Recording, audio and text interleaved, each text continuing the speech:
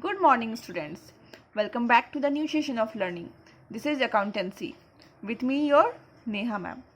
We are doing chapter number 4, that is change in profit sharing ratio. This is extension of the chapter partnership form. Okay. In this, we are doing the topic revaluation of assets and liabilities. Okay. So here I am going to discuss this topic today. Whenever an asset or liability is revised or revalued, then we have to prepare an account which is called revaluation account. Its nickname is profit and loss adjustment account. मतलब हम लोग जब भी क्या करते हैं, assets या liabilities को रिवाइज करते हैं, उसका फिर से वैल्यू निकालते हैं, that is called revalued. Okay, then we prepare an account. तब हम लोग एक अकाउंट प्रिपेयर करते हैं, उसका नाम हम लोग क्या बोलते हैं, रीवैल्यूएशन अकाउंट. ओके, और उसका निकनेम जैसे आपका घर का भी एक नाम होता होगा, तो इसका निकनेम बोल सकते हो क्या है, profit and loss adjustment account. Okay, तो इसका अदर नेम क्या है, profit and loss adjustment account. Repeating again कि जब भी आप लोग क्या करते हो, असेट्स या लाइबिलिटीज़ का वैल्यू को अगेन रीवैल्यू करते हो, मतलब फिर से उसकी मार्केट वैल्यू निकालते हो, या तो कोई पार्टनर न्यू आता है तब आप लोग रीवैल्यू करते हो, या तो कोई पार्टनर छोड़ के जाना चाहता है फर्म, तब आप लोग रीवैल्यू करते हैं. उस समय क्या होता है, हमें एक अकाउंट प्रिपेयर करना पड़ता है, उसका नाम है रीवैल्यूएशन अकाउंट या फिर profit and loss adjustment account. Both are same. Okay, तो हम लोग अभी क्या करते हैं, उसका रीवैल्यूएशन अकाउंट का एक ये देख लेते हैं, फॉर्मेट देख लेते हैं. ओके, तो अभी आपके सामने है फॉर्मेट ऑफ रीवैल्यूएशन अकाउंट. ठीक है, ये देखिए रीवैल्यूएशन अकाउंट, इसके दो साइड्स होते हैं, debit side and credit side. और यहाँ पे पर्टिकुलर्स है, अमाउंट के लिए रुपीज़ है, पर्टिकुलर्स है, अमाउंट के लिए रुपीज़ है. ओके, अब हम लोग रीवैल्यूएशन अकाउंट के बारे में थोड़ा सा जान लेते हैं. Alright, revaluation account is a nominal account. Nominal account है रीवैल्यूएशन अकाउंट. नॉमिनल अकाउंट का मतलब क्या है कि आप लोगों ने नॉमिनल अकाउंट के बारे में कुछ पढ़ा है, that is in 11th class. Types of accounts में पढ़ा था, 3 टाइप्स होते थे अकाउंट्स के, रियल, नॉमिनल एंड पर्सनल. तो this is a nominal account. अब नॉमिनल अकाउंट है तो इसके कुछ रूल्स भी होंगे. रूल्स क्या है, debit all losses and expenses, credit all income and gains. Okay, क्या इसके रूल्स हैं कि debit all losses and expenses and credit all incomes and gains.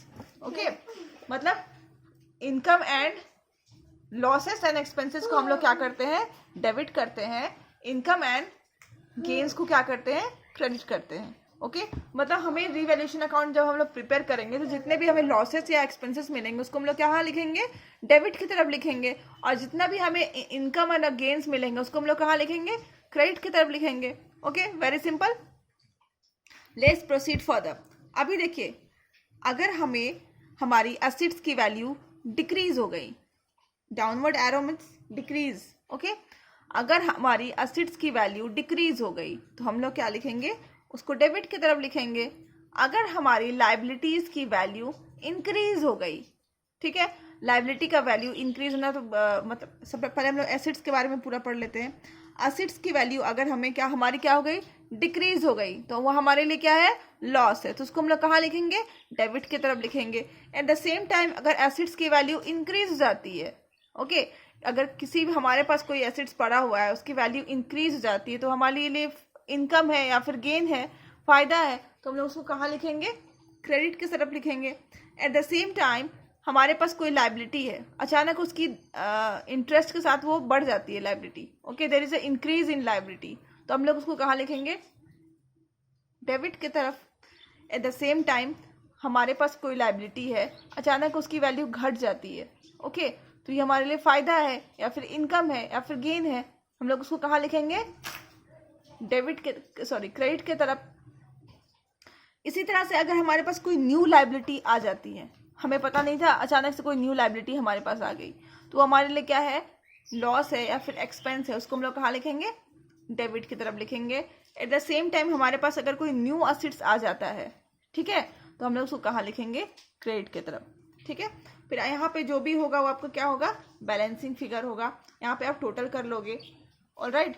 और इधर अगर बैलेंसिंग फिगर आता है तो उसको हम लोग क्या बोलते हैं, प्रॉफिट बोलते हैं। और इधर कोई बैलेंसिंग फिगर अगर आता है तो उसको क्या बोलते हैं, लॉस बोलते हैं। ओके, तो दिस मच इज क्लियर। अब हमारे पास 2 केस है, उसको हम लोग डिस्कस करेंगे। ओके, तो हमारे पास है केस 1। केस 1 में कहा गया है when partners decided to show the effect of revaluation in the balance sheet. देखिए यहाँ पे पार्टनर्स की 2 डिसीजन होती है। एक तो जो पार्टनर है वो रिवैल्यूएशन अकाउंट को दिखाना चाहते हैं, और दूसरे केस में क्या होता है कि पार्टनर जो है वो रिवैल्यूएशन अकाउंट को दिखाना नहीं चाहते हैं। तो यहाँ पे 2 केस हमें पढ़ना है। पहला केस अभी हम पढ़ रहे हैं जहाँ पे partner decided to show revaluation account in balance sheet. अगर हम लोग रिवैल्यूएशन अकाउंट को दिखाएंगे बैलेंस शीट में, तब हमारा क्या होगा, हमारा जो बैलेंस शीट में जितने भी फिगर्स अपेयर होंगे वो रिवैल्यूड और फिर रिवाइज्ड फॉर्म में अपेयर होंगे। ओके, तो केस 1 वही बोल रही है, when partner decided to show the effect of revaluation in the balance sheet. इस केस 1 में क्या है कि पार्टनर्स क्या करते हैं, रिवैल्यूएशन अकाउंट को बैलेंस शीट में दिखाना चाहते हैं। तो इसमें जितने भी फिगर्स बैलेंस शीट में अपेयर होंगे वो क्या होगा, रिवाइज्ड फॉर्म में होगा। ओके, तो फर्स्ट वाले केस में बैलेंस शीट में जितने भी फिगर्स, या तो फिर बोल सकते हो आप कि टोटल जो भी अपेयर होगा वो क्या होगा, रिवाइज्ड वैल्यू में अपेयर होंगे। या फिर अगर आपका क्वेश्चन साइलेंट है, कुछ भी नहीं बताया गया कि आपको पार्टनर्स क्या डिसाइड किए हैं, तो हम लोग यही पहला केस मानेंगे, when question is silent, when nothing is given the question and if the question is silent we will go for the case 1। Okay, तो अभी हमको ज्यादा कुछ नहीं करना है, इसमें आपको क्या सीखना है, जर्नल एंट्री सीखनी है कि दोनों केसेस में कौन कौन सी जर्नल एंट्री आपको पास करनी है, दैट्स ऑल। तो पहले वाले केस में अभी क्या जर्नल एंट्री है हम लोग देख लेते हैं। तो पहले वाले केस में देखिए क्या है, revaluation account debit to partners capital account. ये एंट्री हम लोग करते हैं टू डिस्ट्रीब्यूट द प्रॉफिट, और ये जितने भी होंगे ओल्ड रेशियो में होंगे। Okay, at the same time partners capital account debit to revaluation account, this is also in a old ratio. This is for being loss distributed. To distribute the loss we do this one. Okay, हम लोग case 2 की तरफ आते हैं। Case 2 में है partner decided not to show effect of revaluation, therefore old values will appear continue to appear in the balance sheet. मतलब दूसरे केसेस में क्या है कि पार्टनर्स ये डिसाइड करते हैं कि हम अपना जो रिवैल्यूएशन अकाउंट को हम लोग शो नहीं करेंगे बैलेंस शीट में। तो यहाँ पे क्या होता है कि जो हमारा ओल्ड वैल्यूज है उसी में हमारा बैलेंस शीट दिखाई देता है। ठीक है, इसका प्रॉफिट, अगर हमारा प्रॉफिट होता है तो उसको डिस्ट्रीब्यूट करने का क्या फॉर्मूला है, gaining partners capital account debit to sacrificing partner. यहाँ पे एक बहुत सिंपल सी चीज है कि जो भी प्रॉफिट के लिए जो आप जनरल एंट्री पास करोगे उसका जस्ट अपोजिट आप लॉस के लिए जनरल एंट्री पास करोगे।